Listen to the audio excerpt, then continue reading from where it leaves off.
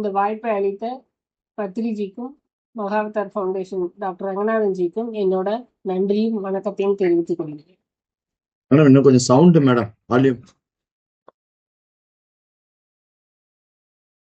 Sir full வால்யூம்ல தான் இருக்கு. இப்போ கொஞ்சம் கிட்ட பேசும்போது சவுண்ட் அதிகமா இருக்கு. சரி, ஓகே. இப்போ கரெக்டா இருக்கு. அதனால கொஞ்சம் சவுண்ட் கம்மியா இருக்கும்.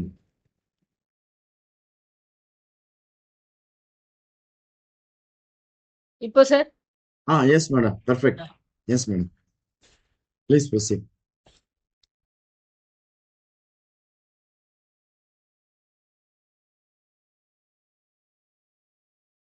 நம்ம நேத்திக்கு வந்து இந்த பத்ரிஜியின் கீதை, பகவத்கீதையின் பத்ரிஜியின் விளக்கம் பார்த்தோம். அதுல கொஞ்சம் இன்ட்ரோடக்ஷன் மாதிரி பார்த்துட்டு ஒரு 2 ஸ்லோகம் பார்த்தோம். இன்னைக்கு இன்னும் கொஞ்சம் முக்கியமான சில ஸ்லோகங்களை பார்ப்போம். நம்ம அதுல வந்து கீதையின் விளக்கமும் பத்ரிஜியோட விஞ்ஞான விளக்கம், அதாவது தியான விளக்கமும் இருக்கும். ஸோ அதை நம்ம வந்து அவர் சொல்றபடி நம்மளுக்கு பத்ரிஜி ஏன் வந்து இதை எழுதியிருக்காரு அப்படின்னு பாத்தீங்கன்னா, சும்மா ஸ்லோகத்துல சொல்ற வெறும் அர்த்தத்தை மட்டும் நம்ம பார்த்தோம்னா நம்மளுக்கு நிறைய அதுல மறைஞ்சிருக்க விஷயங்கள் நம்மளுக்கு புரியாது. அதை படிச்சுட்டு அப்படியே மறந்துடுவோம். ஆனா வந்து பத்ரிஜி அதை எடுத்து ஒரு கொஞ்சம் நிறைய விளக்கங்கள் கொடுக்கும்போது நம்மளுக்கு மனசுல அதிகமா பதியும் போது நம்மளால அதை வந்து நம்மளோட வாழ்க்கையில வந்து அதை உபயோகப்படுத்துற மாதிரி இருக்கும். ஸோ மனசுல எவ்வளோக்கு எவ்வளோ பதியுதோ அப்பதான் நம்மளால அதுல வந்து அந்த சத்தியத்துல வாழ முடியும். ஸோ அதுக்கு தான் அவர் வந்து இவ்வளோ அந்த புக்கை எடுத்து ஃபுல்லா எல்லாம் கீதை ஸ்லோகத்தெல்லாம் படிச்சு அதுல உள்ள அர்த்தத்தையும் படிச்சு அதுக்கு வந்து தியான விளக்கம், நம்மள மாதிரி தியானிகளுக்கு எப்படி அதை வந்து புரிய வைக்கணும் அப்படிங்கிறத சொல்லியிருக்காரு. ஸோ இன்னைக்கும் இன்னொரு ஸ்லோகம் பார்ப்போம்.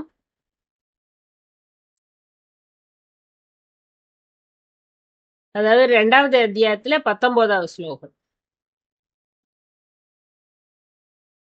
அதுல வந்து கீதையோட விளக்கம், கரெக்டான விளக்கம் என்ன அப்படின்னா, ஆன்மாவை கொலையாளி என்றும் கொல்லப்பட்டது என்றும் எண்ணுபவர்கள் அஞ்ஞானி. அதாவது இந்த தேகம்தான் கொல்லப்படுது, தேகம்தான் அழியுது அப்படின்னு புரியாம இந்த தேகம் அழிஞ்சிட்டா எல்லாம் மொத்தமும் அழிஞ்சிரும், அதுக்கப்புறம் அவங்கள பார்க்கவே முடியாது, மொத்தமா அழிஞ்சிரும் அப்படின்னு நினைக்கிறது வந்து அஞ்ஞானம் அப்படின்றாரு. அதாவது என்ன நினைக்கிறோம்னா, இந்த தேகத்துக்குள்ள இருக்க ஆன்மாவும் அழிஞ்சிரும் அப்படின்னு நம்ம நினைச்சிட்டு இருக்கோம். ஒன்ஸ் ஃபார் ஆல் எல்லாமே முடிஞ்சிரும் அப்படிங்கிற மாதிரி நினைச்சிட்டு இருக்கிறது வந்து அஞ்ஞானத்தோட அறிகுறி. ஏனென்றால் இந்த உடம்பு தான் அழியுது, ஆன்மா அழிவதில்லை, கொல்லப்படுவதும் இல்லை, கொல்வதும் இல்லை அப்படிங்கிறத இந்த ஸ்லோகத்துல சொல்றாரு. இது வந்து ஸ்டார்டிங்ல இருந்து கொஞ்சம் கொஞ்சமா வந்து அர்ஜுனனுக்கு வந்து கொஞ்சம் கொஞ்சமா ஆன்மானா ஒண்ணு, உடல் வேறு ஆன்மா வேறு, உடலுக்குள்ள வாழ்ந்து இந்த தேகத்துக்குள்ள வாழ்ந்துகிட்டு இருக்க ஜீவாத்மா பேரு தான் தேகி அப்படிங்கிறத ஒவ்வொரு ஸ்லோகமா அவருக்கு சொல்லி சொல்லி சொல்லி புரிய வைக்கும் போது அது ஆழமா பதியுது அவருக்கு. தியான விளக்கம் பத்ரிஜி என்ன விளக்கம் கொடுத்திருக்காரு அப்படின்னு பாத்தீங்கன்னா, நாம் தேகம் அல்ல, தேகம் கொல்லப்பட்டாலும் ஆன்மா கொல்வதில்லை, ஆன்மா தேகத்திலிருந்து விடுபடுகிறது. ஒவ்வொரு பிறப்பும் ஆன்மா வந்து உடலுக்குள் பிரவேசிக்கிறது, ஒவ்வொரு இறப்பிலும் ஆன்மா இந்த தேகத்திலிருந்து விடுபடுகிறது. நாம் எத்தனையோ பிறவிகளை வந்து எடுத்துள்ளோம். அந்த ஒவ்வொரு பிறவிகள்லையும் வந்து அது அந்த தேகத்தை எடுத்து அந்த தேகத்துல இருந்து வெளியில வருது, அதுக்குள்ள வருது, அதுக்குள்ள வெளியில போகுது. சோ இத வந்து நம்ம நிறைய தடவை கேட்டிருந்தாலும் நாம வந்து அது கண்டிப்பா நம்மளுக்கு வந்து எப்போ அதை வந்து உணர முடியும் அப்படின்னு ஏன் சொல்றாருன்னா, ஆன்ம ஞானம் எப்போ வரும்னா, நம்ம கண்ணை மூடி தியானம் செய்யும் போது நமக்குள்ளே நம்ம பிரவேசிக்கும் போது அந்த ஆன்மாவை ஆன்ம அனுபூதிய பெறும்போதுதான் இது நம்மளுக்கு வந்து நிலையான ஒரு ஞானமா இருக்கும். சோ அது வரைக்கும் நம்ம வந்து இதெல்லாம் கேட்டுக்கிட்டே இருப்போம், தியானமும் பண்ணுவோம். ஆனா நம்மளால அதுல வந்து 24 மணி நேரமும் நிக்க முடியாது. ஏதோ கொஞ்ச நேரம் தியானம் பண்ணும்போது நம்மளால அந்த உணர்வு நிலையை உணர முடியும். ஆனா நிறைய பண்ணி பண்ணி தியானம் பண்ணி பண்ணி அந்த ஆன்ம நிலையில நம்ம கொஞ்சம் கொஞ்சமா மாறும்போது அந்த ஆன்ம அனுபூதி நம்மளுக்கு கிடைக்குது. இத வந்து புரியல அப்படின்னா அஞ்ஞானி. அந்த அந்த ஞானம் இல்லாதவங்க தான் வந்து பயந்துகிட்டு எல்லாம் முடிஞ்சிருச்சு, இனிமே அவங்க இருக்கவே மாட்டாங்க, நம்மளை விட்டு ஒன்ஸ் ஃபார் ஆல் போயிட்டாங்க அப்படின்னு நம்ம நினைச்சு ரொம்ப கவலைப்படுறோம் அப்படிங்கறத சொல்றாரு. அப்புறம் அடுத்த ஸ்லோகத்துல வந்து 2வது அத்தியாயம் 20வது ஸ்லோகம். அதேதான் திருப்பியும் அதே கருத்து தான். ஆன்மா பிறப்பதும் இல்லை இறப்பதும் இல்லை, இறப்பதும் இல்லை, அது முன்பு உண்டாகி பிறகு மறைந்து, அதாவது திடீர்னு ஒரு நாள் உதிச்சு திடீர்னு ஒரு நாள் மறைஞ்சு எல்லாம் போகிறது இல்ல, அது என்னைக்குமே இருந்துகிட்டே தான் இருக்கு. அதுக்கு பிறப்பு கிடையாது, எப்போதுமே நிலையாக இருந்துகிட்டே தான் இருக்கு. எதுவுமே அதை கொல்ல முடியாது. தேகம் அழிந்தாலும் ஆன்மா அழிவதில்லை. அதேதான் இந்த ஸ்லோகத்திலையும் சொல்றாரு.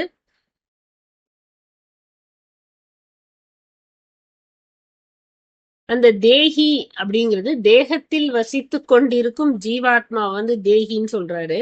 அது எப்போதும் நிலையானதாகவே இருக்கிறது. இது எப்போதும் பிறப்பதும் இல்லை இறப்பதும் இல்லை. ஆன்மா நிலையானது, நிரந்தரமானது, நிலையானது, நிரந்தரமானது ஆன்மாதான் அப்படின்னு சொல்றாரு. நாம வந்து ஏன் நம்மளால அதை உணர முடியல அப்படின்னா, நாம வந்து கண்ணு மூலமா பார்க்கும்போது ஏன் கண்ணு, நம்ம மூக்கு மூலமா சுவாசிக்கும் போது என் மூக்கு, நான், அத கண்ணு மூக்கு வாயி கால் கை இதெல்லாம் நான் நினைச்சுக்கிட்டே நம்ம இருக்கோம். எத்தனையோ பிறவிகளாகவும் நினைச்சிட்டு இருக்கோம். ஒரு ஒரு நாளும் அதையே நினைத்து கொண்டிருக்கிறோம். அதனாலதான் நம்மளுக்கு வந்து இந்த தேகம் வேறு ஆன்மா வேறுங்கிறத வந்து உணர்றதுக்கு ரொம்ப தியானம் அதிகமா பண்ண வேண்டியது இருக்கு அப்படின்னு சொல்றாரு. நாம் இந்த கண் மூக்கு வாய் கால்கள் கைகள் அல்ல. இந்த உடல் கொல்லப்பட்டாலும் ஆன்மா கொல்லப்படுவதில்லை. இதுவே முதன்மையான ஞானம். அதாவது இதுதான் ரொம்ப ஃபர்ஸ்ட் முதன்மையான ஞானம். இந்த சுய அனுபவத்தை எப்ப நம்மளால பெற முடியும் அப்படின்னா, தியானம் செய்வதால மட்டும்தான் பெற முடியும். ஆன்மாவின் தத்துவத்துல இருந்து கொண்டே நம்ம உலக கடமைகளை செய்யும் போது இத நம்மளால உணர முடியும். அதாவது நாம வந்து ரொம்ப அந்த இமோஷனலா இருக்கோம். நிறைய நேரம் அப்படிதான் இருக்கும். நம்மள பக்கத்திலேயே நின்னுட்டு இருப்போம் 2 பேரு. யாரோ ஒருத்தவங்க வராங்க. பக்கத்துல இருக்கவங்கள மட்டும் பார்த்து எப்படி இருக்கீங்க, நல்லா இருக்கீங்களா, ரொம்ப நாளாச்சுன்னு பார்த்துட்டு போயிட்டு கேட்டுட்டு நம்மள கேட்கலன்னா உடனே ஒரு இமோஷன் வந்துரும். ஏன்னா நம்மள கண்டுக்கவே இல்ல அப்படின்னு சொல்லுவோம். ஸோ அந்த மாதிரி வந்து நம்ம எண்ணங்கள் வந்து என்ன ஆயிருக்கு அப்படின்னா, எண்ணங்கள் ஃபுல்லா நம்ம வந்து இந்த தேகம், இந்த உடல் தான் நானு, இந்த உடலுக்கு ஏதோ ஒரு அங்கீகாரம் கிடைக்கல, ஒரு மரியாதை கிடைக்கல, ஒரு அன்பு கிடைக்கல அப்படின்னா உடனே நம்ம வந்து எனக்கு அந்த ஆன்மா கிடைக்கலன்னு நினைச்சுக்கிட்டு வருத்தப்படுறோம். சோ இது வந்து ரொம்ப ரொம்ப முக்கியமானது. அதாவது எதுக்கு இந்த உணர்வுகள் இருக்கு அப்படின்னு பாத்தீங்கன்னா, இந்த தேக சம்பந்தப்பட்டதுதான் அந்த உணர்வுகள். எப்ப அந்த உணர்வுகள் வந்து இது வந்து ஒரு நாடகம், இந்த ஆன்மா இந்த உடலுக்குள்ள இருக்கிற ஆன்மா வந்து இந்த அனுபவங்களை பெறதுக்காக வந்திருக்கு. அது நல்லதோ கெட்டதோ, அதனால லாபமோ நஷ்டமோ, ஆனாலும் இந்த அனுபவத்தை பெறதுக்கு தான் வந்திருக்கு அப்படிங்கிற உணர்வு நிலையில நாம இருக்கும்போது அந்த ஆன்மானுபூதி கொஞ்சம் கொஞ்சமா நம்மளுக்கு வந்துடும். எதுக்குமே ஒரு உணர்ச்சி வசப்பட்ட நிலைக்கு நாம போகவே மாட்டோம். ஏன்னா அந்த ஆன்ம தத்துவத்துல இருக்கிறதுக்கு வந்து இந்த மாதிரி சில ஞானங்கள் நம்மளுக்கு வேணும். அது கொஞ்சம் கொஞ்சமா வரும், கண்டிப்பா வரும். தியானம் அதிகம் பண்ணும்போது நம்மளுக்கே வந்து அந்த முன்னாடியே ஒரு கிளாஸ்ல நம்ம டிஸ்கஸ் பண்ண மாதிரி முதல்ல வந்து அந்த பதபதப்பு போயிடும். ஐயோ வரலையே, ஐயோ கிடைக்கலையே, இது வரலையே, அது கிடைக்கலையே அப்படின்னு. சோ எல்லாத்துலயும் ஒரு நிதானமா அந்த பேலன்ஸ்டு மைண்ட்ல நம்ம இருக்கக்கூடிய ஒரு வந்தா என்ன, வரலன்னா என்ன, வந்தா வருது, வரலன்னா போகுது, வரும்போது வரும் அப்படிங்கிற அந்த ஒரு மனப்பான்மைக்கு நம்ம வரும்போது ஆட்டோமேட்டிக்கா அப்படியே கொஞ்சம் கொஞ்சமா நம்ம வந்து மாறிட்டு வருவோம். ஏன்னா இதெல்லாம் ஒரு நாள்ல இப்படி மாறக்கூடிய விஷயங்கள்லாம் கிடையாது. அவ்வளோ வந்து நம்ம மனம் வந்து இந்த தேகத்தோட ரொம்ப பின்னி பிணைஞ்சு போயிருச்சு. இத கொஞ்சம் கொஞ்சமா அத வந்து விடுவிக்கணும். அந்த மனசுக்கும் புத்திக்கும் திருப்பி திருப்பி திருப்பி சொல்லி சொல்லி சொல்லி சொல்லி நம்ம இதுல இருந்து கொஞ்சம் கொஞ்சமா வெளியில வரணும். அதுக்குதான் இந்த கிருஷ்ணர் வந்து இவ்ளோ ஸ்லோகம் சொல்லியிருக்காரு. கொஞ்சம் கொஞ்சமா அவருக்கு புரிய வைக்கிறாரு. இல்ல நீ வந்து ஏன் அழுகுற? இதெல்லாம் வந்து நீ இறந்தாலும் நீ இருப்ப. அப்படின்னு ஒரு வரியில சொன்னா இது புரியக்கூடியதா? புரியாது. அது எப்படி? அப்படின்னு கேட்போம்ல. அப்போ அதுக்கு வந்து இவ்வளவு விளக்கங்கள் சொன்னாதான் நம்மளுக்கும் புரியும். நம்மளுக்கும் அது திருப்பி திருப்பி கேட்கும்போது கொஞ்சம் பதிவு வரும் நம்மளுக்கு. எப்போதும் ஆன்மாவை கவனத்தில் கொள்ள வேண்டும். நாம வந்து இந்த உடலுக்குள்ள ஒரு தேகி நான், தேகம் நான் இல்ல, இந்த உடல் நான் இல்ல, இந்த உடலுக்குள்ள வாழ்ற ஒரு ஆன்மா நான், தேகி அப்படிங்கிறத கூட நம்ம சொல்லிக்கலாம். நம்மளுக்குள்ளே நம்ம வந்து இத சொல்லிக்கலாம். நான் ஒரு தேகி, இந்த தேகத்துல வாழ்ந்துட்டு இருக்கேன், இந்த தேகத்தை எடுத்துட்டு வந்து இந்த அனுபவங்கள்லாம் பெறதுக்காக வந்திருக்கேன் அப்படிங்கிறத நம்மளுக்கு நம்மளே சொல்லிக்கலாம் கொஞ்சம். அத வந்து என்ன சொல்லியிருக்காருன்னா இந்த ஸ்லோகத்துல பத்திரிஜி கடைசியில, அந்த இதை நாம் சுய அனுபவத்தின் மூலம் தெரிந்து கொண்டு ஆன்மாவின் தத்துவத்தில் இருந்து கொண்டே, ஆன்ம தத்துவத்துல இருந்து கொண்டே நாம் உலகியல் கடமைகளை செய்ய வேண்டும். ரொம்ப அதிதீத பற்று, அதிதீத ஆசை இதெல்லாம் இருக்கும்போது அந்த ஆன்ம தத்துவம் மறந்து போயிரும். ஏன்னா மனம் வந்து அவ்வளோ பவர் ஆயிரும். அதுக்கு வந்து அதிக சக்தி ஆயிரும். மனம் அதிகமா சக்தி ஆயிடுச்சுன்னா அது என்ன பண்ணும்?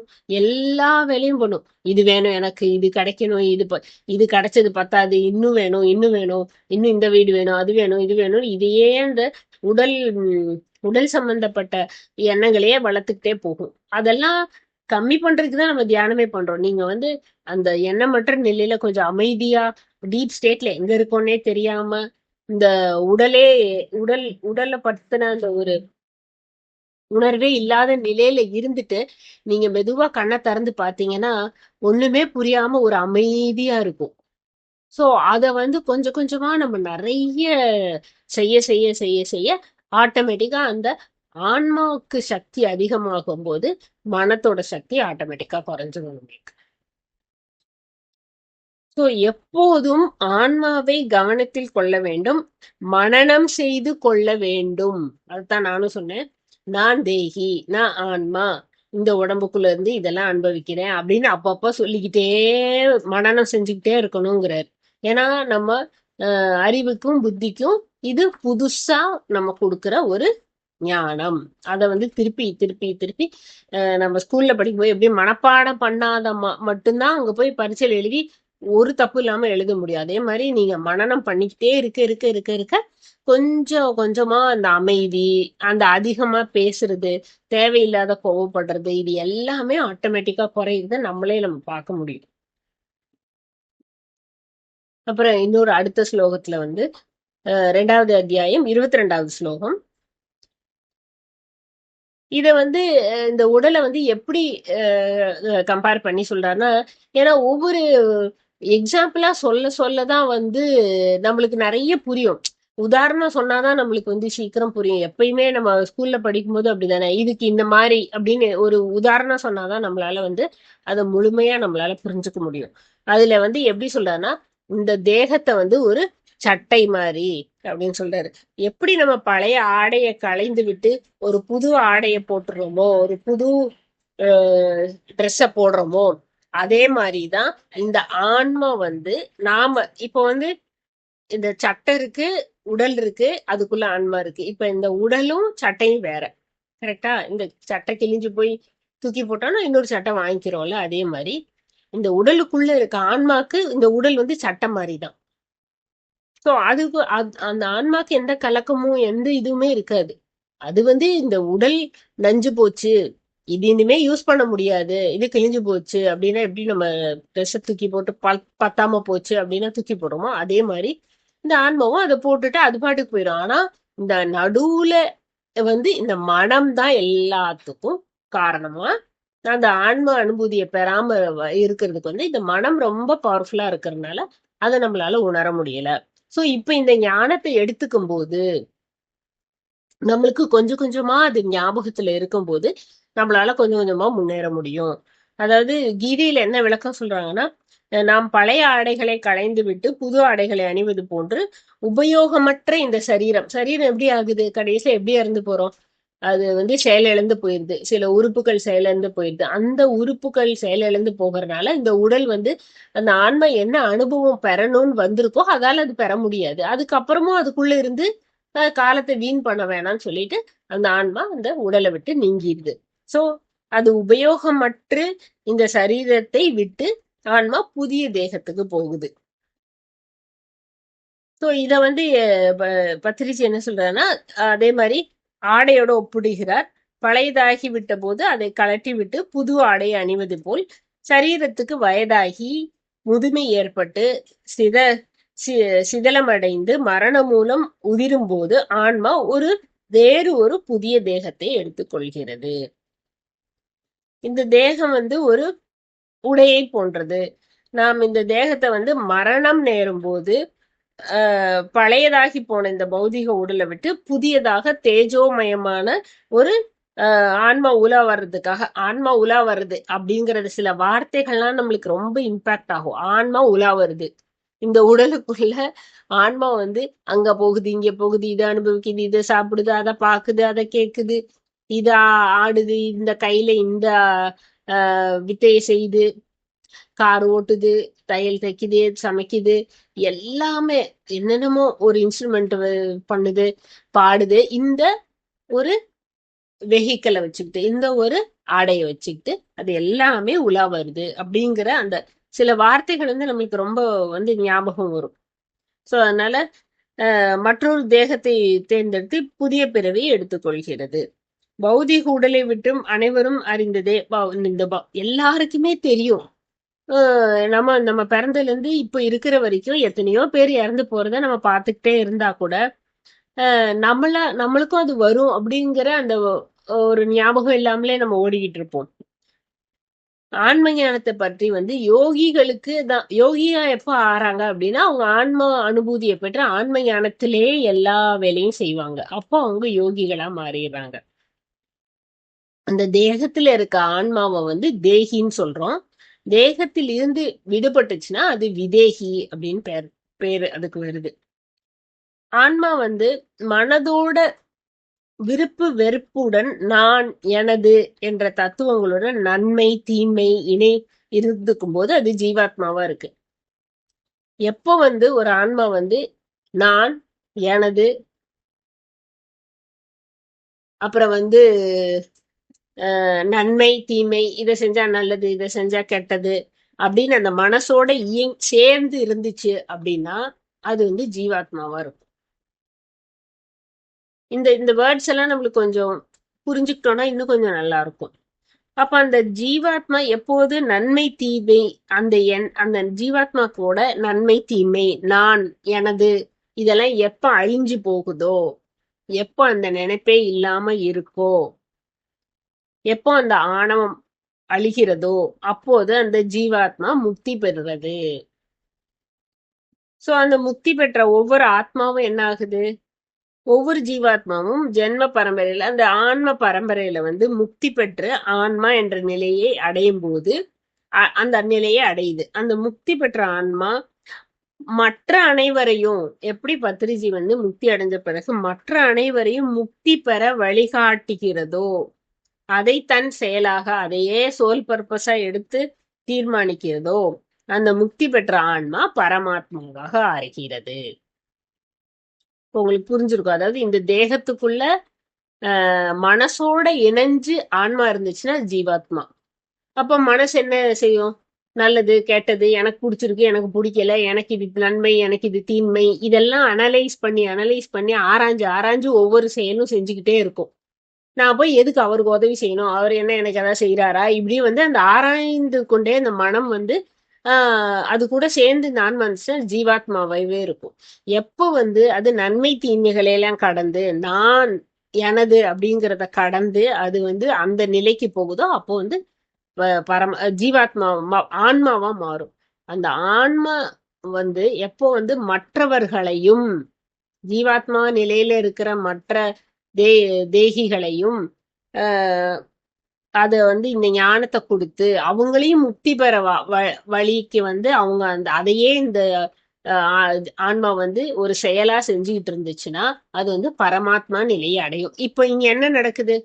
அர்ஜுனர் வந்து இந்த உடம்புன்னு நினைச்சு ஜீவாத்மா நிலையில இருக்காரு. மனசு கஷ்டப்படுறாரு.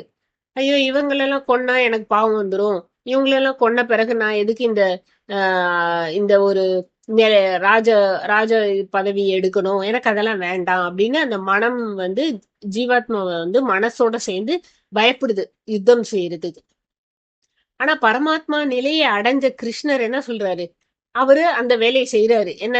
இல்ல இல்ல, நீ வந்து ஜீவாத்மா, நீ வந்து ஆன்மா, நீ வந்து பரமாத்மா நிலையை அடையறதுக்காக வந்திருக்க, உன்னோட வேலை என்னவோ அதை கடமையை செய் அப்படின்னு சொல்லி அவங்களுக்கு உதவி செஞ்சு அவங்களையும் முக்தி பெறதுக்காக வழிகாட்டுறாங்க. அப்படி அந்த நிலையை அடையும் போது பரமாத்மாவாயிடுறாங்க.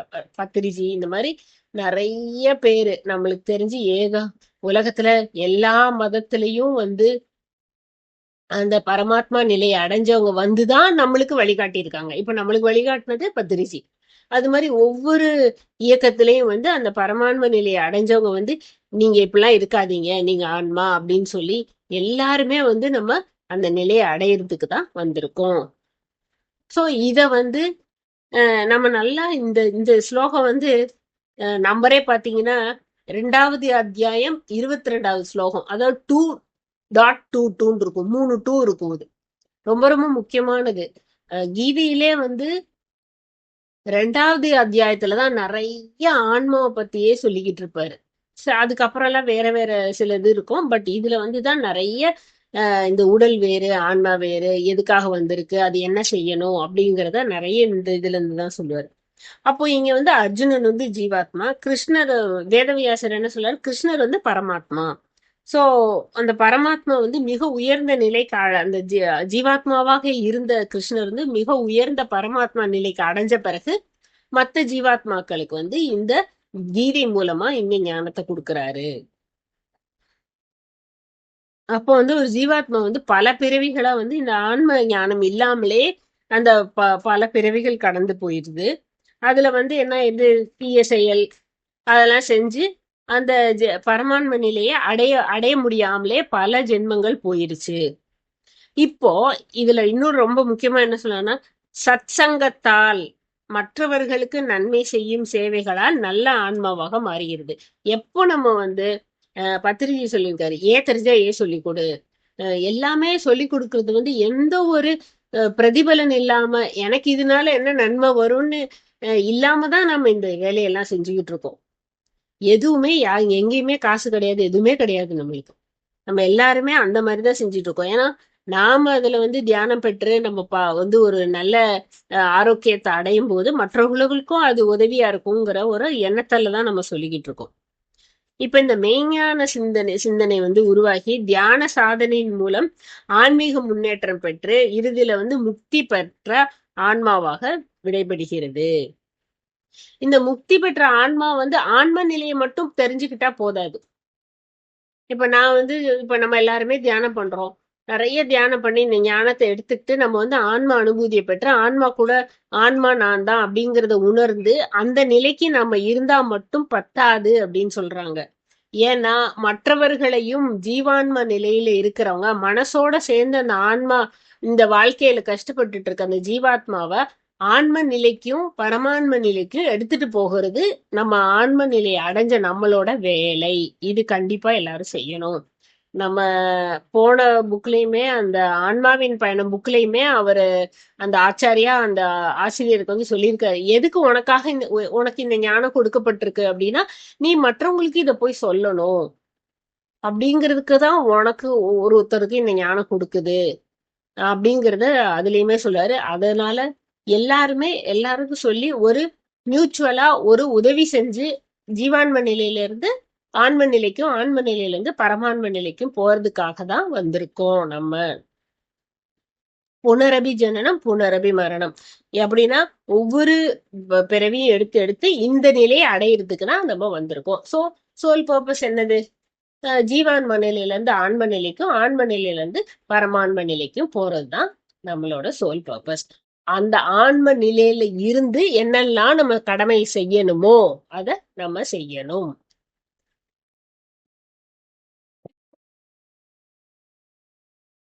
அடுத்த ஸ்லோகம் வந்து 2வது அத்தியாயம் 23வது ஸ்லோகம். இப்ப இந்த உடம்பு வந்து பஞ்சபூதத்துல ஆயிருக்கு. நம்மளுக்கே தெரியும். நீர், நிலம், நெருப்பு, காற்று, ஆகாயத்தினால ஆயிருக்கு. அது வந்து இந்த உடம்புக்கு அந்த பஞ்சபூதத்தினால பாதிப்பு வரும். ஆனா ஆன்மாக்கு அந்த எந்த பஞ்சபூதத்தினால எந்த பாதிப்பும் வராது அப்படிங்கறத இந்த ஸ்லோகத்துல சொல்றாரு. அதாவது படிப்படியா அர்ஜுனனுக்கு வந்து புரிய வைக்கிறாரு. நீ இதெல்லாம் இல்லப்பா, நீ இதெல்லாம் இல்லப்பா. அது எப்படி சொல்ல முடியும் அப்படின்னு நம்மளே இருந்தா கேட்போம்ல. நீங்க நான் இந்த உடல் இல்லைன்றீங்க, ஜீவான்மான்றீங்க, இது ரெண்டும் வேற வேறன்றீங்க. அப்ப எப்படி அப்படின்னா, அப்ப அதுக்கு ஒரு விளக்கம் மாதிரி சொல்றாரு. இந்த உடல் பஞ்சபூதத்தான ஆனது. அது எல்லா இதுலயும் அழியக்கூடியது. நீராலையும் அழிஞ்சிரும், நெருப்பால அழிஞ்சிரும், காற்றாலையும் அழிஞ்சிரும். சோ இந்த மாதிரி அழியக்கூடியது.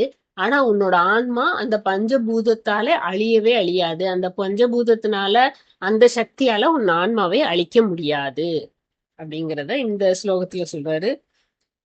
இந்த வந்து இந்த தேகத்தோட குணம் அது வேற, ஆன்மாவோட குணம் அது வேற. இது ரெண்டும் வேற வேற. நாம வந்து மனசு என்ன இருக்கு, இது நான் தான் இந்த உடம்பு நினைச்சு எல்லாம் ஒண்ணுன்னு நினைச்சு எல்லாம் ஒன்னோட ஒண்ணு பின்னி போயிருக்கும். இப்ப அந்த ஒரு அஹ் அந்த அந்த தேகங்கிற இதுல இருந்து கொஞ்சம் விடுபட்டு இந்த தேகம் தனியா ஆன்மா தனியா பிரியணும். இப்படி ஓட்டுல இருந்து பிரியணும். இப்படி பின்னி போய் கிடக்கு. இதுல இருந்து கொஞ்சம் கொஞ்சமா விரிஞ்சு விரிஞ்சு விரிஞ்சு இது தனியா வரணும். அந்த தனியா வர்றதுக்கு தான் நம்ம இப்ப எல்லாமே பண்ணிக்கிட்டு இருக்கோம். தேகம் வேறு, தேகி வேறு. தேகம் வந்து இந்த உடம்பு, தேகி வந்து அந்த ஜீவான்மா இந்த உடம்புல இருக்கிற ஜீவான்மா பேரு தான் தேகி.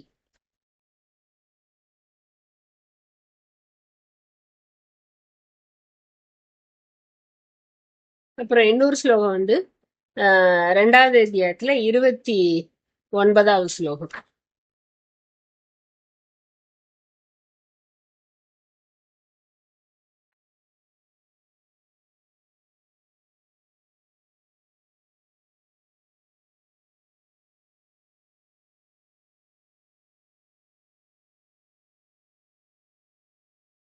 இதுல வந்து என்ன சொல்றாங்கன்னா, ஆனா வந்து ரொம்ப ஆச்சரியமா சிலவங்க பாக்குறாங்க. சிலவங்க வந்து ஆச்சரியமா சொல்றாங்க. அப்படி ஒண்ணு இருக்கான், ஆன்மான்னு ஒண்ணு இருக்கான். அதை நான் வந்து கண்ணை மூடி தியானம் பண்ணும்போது அது வந்து இந்த மாதிரி ஒரு ஒளியா தெரியும், அப்படி தெரியும், இப்படி தெரியும் அப்படின்லாம் வந்து ரொம்ப ஆச்சரியமாக பாக்குறாங்க, ஆச்சரியமாக கேக்குறாங்க. இத வந்து நம்ம வந்து தெரிந்து கொள்ள முடியாது. இத நம்ம வந்து சுயமா நம்ம முயற்சி செய்து தியான யோகத்துல இருந்தா மட்டும்தான் இத நம்மளால உணர முடியும். மத்தவங்க சொல்றத கேட்டு அது அப்படியா, அது இப்படியா அப்படின்னு மட்டும் நம்மளால கேட்கதான் முடியும். அது ஆச்சரியமா கேட்கதான் முடியும், ஆச்சரியமா பார்க்கதான் முடியும் ஒழிய உணரணும் அப்படின்னா சுய முயற்சியால தியான யோகம் பண்ணா மட்டும்தான். யோகி பவ அர்ஜுனா அப்படின்னு சொல்லியிருக்காரு. நீ ஒரு யோகியா மாறினா மட்டும்தான் உன்னால அந்த ஆன்மாவை உணர முடியும்.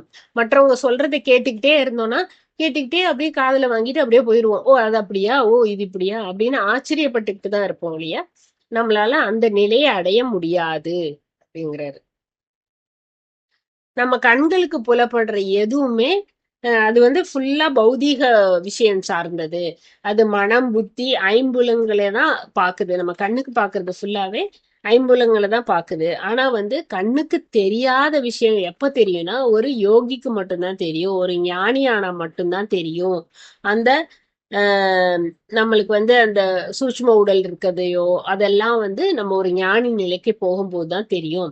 சோ அதை நம்ம உணரணும். அந்த நிலையை நம்ம போறதுக்கு தான் இந்த ஆஹ் இந்த ஞானம் எல்லாம். இந்த ஞானத்தை நம்ம எடுத்துக்கொண்டு நம்ம வந்து தியான யோகம் பண்ணும்போது நம்மளுக்கு அது கண்டிப்பா வரும்.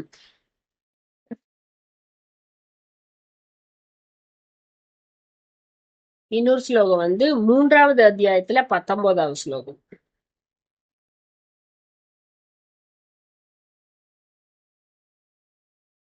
3வது அத்தியாயத்துல 17வது ஸ்லோகம்.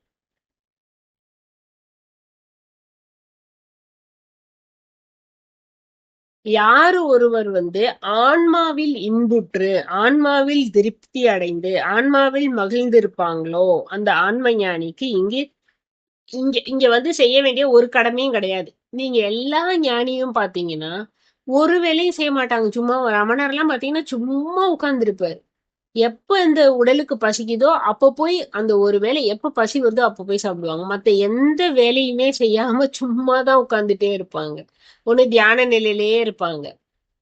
சோ பெருசா எந்த ஒரு கடமையிலும் இந்த எடுத்து நம்ம செய்யற மாதிரி இப்போ டெய்லி டெய்லி டியூட்டிஸ் நம்மளுக்கு இருக்குல்ல, அது மாதிரி எல்லாம் எதுவுமே செய்ய மாட்டாங்க. ஏன்னா அவங்க ஆன்மாவிலே இன்புற்று அந்த இன்பத்திலே அந்த ஆனந்த பேரானந்தத்திலே இருக்கிறனால அவங்களுக்கு அதிலே திருப்தி அடையறனால மத்தது ஏதாவது போய் செஞ்சு அதுல திருப்தி அடையணுங்கிற ஒரு நிலை கிடையாது அவங்களுக்கு. பௌதீக உடல்ல கிடைக்கிற திருப்தி மட்டும் அனுபவிச்சுட்டே இருக்கிறவங்களுக்கு வந்து ஆன்ம திருப்தி கிடைச்சிருச்சுன்னா வேற எதுலயுமே அவங்களுக்கு திருப்தியே தெரியாது. அது வந்து ஒரு பெரிய பரமானந்த நிலை அப்படிங்கிறாரு. எவர் எப்போது வந்து ஆன்ம சேத்திரத்தில் மூங்கி மகிழ்ந்திருக்கிறாங்களோ அவருக்கு ஆனந்தம் ஆனந்தம் ஆனந்தம் ஆனந்தம் தான்.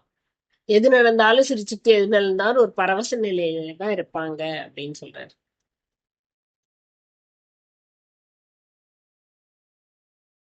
3வது அத்தியாயத்துல ஒரு 19வது ஸ்லோகம். அதுல என்ன சொல்ற வராங்கன்னா, அதனால நீ இந்த ஸ்லோகத்துல சொன்ன மாதிரி, அதனால நீ அர்ஜுனா நீ வந்து பற்றற்றவனாக உன் நித்திய கடமைகளை சரியாக செய். நீ வந்து எப்பயுமே நம்ம கடமையை செய்யும் போது அதுல வந்து எந்த பற்றுமே இருக்கக்கூடாது நம்மளுக்கு. சோ ஆன்ம நிலையில இருக்கிறவங்களுக்கு வந்து பற்று இருக்காது. கடமை ஒன்றும் பெருசா அதை வந்து ஒரு இதுவாவே இருக்கு பேர்டனாவோ அது ஒரு சுமையாவோ எடுத்து செய்ய போறதில்ல. பற்றற்று தன்னலமற்று செய்யும் கர்மங்கள் முக்தியை அளிக்கும். இந்த ஸ்லோகத்துல தான் சொல்றாரு. நீ வந்து ஒரு பற்று இல்லாம தன்னலமற்று எந்த ஒரு வேலையை செஞ்சாலும் அது முக்தி தான் கொடுக்கும் அப்படின்னு சொல்றாரு.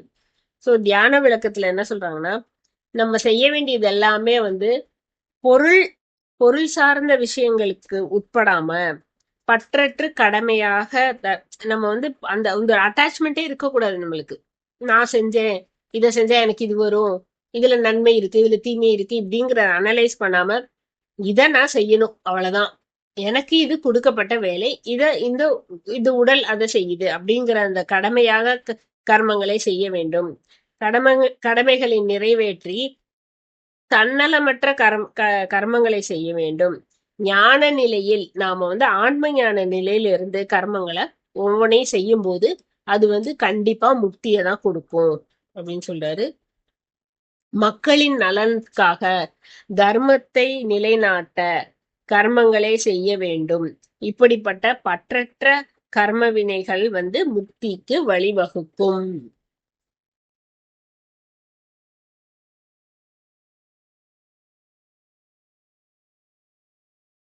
இன்னொரு ஸ்லோகம் வந்து 3வது அத்தியாயத்துல 22வது ஸ்லோகம்.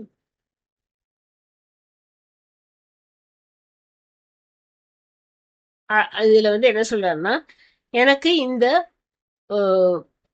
அர்ஜுனா எனக்கு இந்த 3 உலகத்திலயும் எந்த கடமையும் இல்ல. நான் வந்து எதை அடையணுமோ எதுவுமே நான் அடைய வேண்டியது எதுவுமே இல்ல. நான் இத செஞ்சா இந்த நிலையை அடைவேன் அப்படிலாம் எனக்கு எதுவுமே கிடையாது. ஆனாலும் நான் கடமையை செஞ்சு கொண்டுதான் இருக்கேன் அப்படின்னு சொல்றாரு. அப்ப அதுக்கு வந்து இந்த மாதிரி இந்த ஸ்லோகத்தை நம்ம படிச்சுட்டு எதை சொல்ல வர்றாங்கன்னே புரியலன்னு நினைப்போம்ல. இப்ப அதுக்குதான் பத்திரிஜி வந்து ஒரு விளக்கம் கொடுக்கறாரு. அதாவது கிருஷ்ணர் வந்து என்னைய பத்தி நான் சொல்றேன், நான் வந்து 3 உலகங்களையும் பார்த்தவன். அதாவது 3 உலகம்னா என்னது, இந்த பூ உலகம், புவர் உலகம், சுவர் உலகம், இந்த 3ஐயும் நான் பார்த்திருக்கேன்.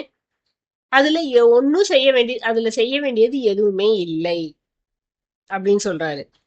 சோ உங்களை வந்து நான் என்ன செய்ய வேண்டும் அனைத்து ஆனாலும் அந்த சூழ்நிலையிலையும் நான் எந்த உலகத்திலையும் என்னோட பணியை செஞ்சு கொண்டுதான் இருக்கேன் அப்படின்னு சொல்றாரு. அதாவது எனக்குன்னு எதுவும் செய்யணும்னு இல்லை. ஏன்னா ஆன்மாக்குன்னு எதுவும் செய்யணும்னு எதுவுமே கிடையாது. ஆனாலும் நம்ம ஒரு வேலையை செஞ்சுக்கிட்டு தான் இருக்காரு அவரு அப்படின்னு சொல்றாரு. இதுல வந்து பத்திரிஜி வந்து ஒரு விளக்கம் கொடுக்கறாரு. என்ன கொடுக்கறாருன்னா, கிருஷ்ணன் என்றால் என்ன அப்படின்னு சொல்றாரு.